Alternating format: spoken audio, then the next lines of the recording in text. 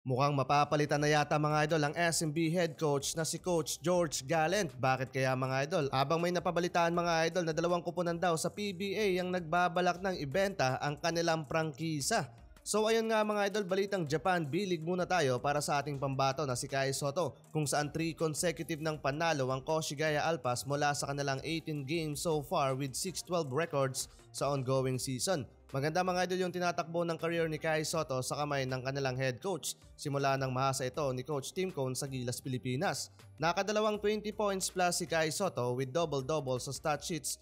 Yung kagandahan pa dito mga idol, kahit may laro si Kai Sotto katulad nung na-foul out siya, babad na babad pa rin sa loob ng court at malaki yung tiwala at kumpiyansa ng kanilang head coach sa ating pambato. So far mga idol, nag-a-average si Kai Sotto sa B-League ng 13.6 points, 9.9 rebounds and 1.2 block shot per game, shooting 54.8% field goal. Ang taas na niyan mga idol with 27.9 minutes playing time per game. Hope so magtuloy-tuloy pa itong magandang performance ng ating pambato sa Japan B-League.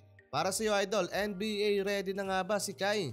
Balik PBA tayo mga idol, mukhang mapapalitan pa yata ang head coach ng SMB na si Coach George Gallant dahil sa worst game so far ng San Miguel Beermen dito sa conference. From 19 points biggest lead ng SMB kontra sa NLEX Road Warriors and nahabol at pinaiyak ni Bolik ang powerhouse team, may tuturing na choke yun mga idol dahil na-comeback sila sa dulo. Ginawa lang naman ni Mr. Bigote yung kanyang 20 points sa fourth quarter ng laban, total of 39 points, 9 assists with impressive perfect 3 of 3 from the 3-point line habang 2 of 3 from the 4-point line. Napakaangas nun mga idol at uminit sa outside shooting. Habang ang SMB mga idol nagkaroon pa ng overtime sa kanilang dugout. Halos isang oras mga idol nagkaroon ng meeting kasama ang players and coaching staff. For sure ikaw na yon sa kanilang pagkatalo sa game na yon. Hindi rin nagpa-unlock pa ng mahabang interview si Coach George Gallant after ng laban. Kasalukuyang may 1-1 records na ang SMB habang 3-1 record naman ng NLEX. Samantalang eto mga idol, mainit na balita na inilabas ni Snow Badwa.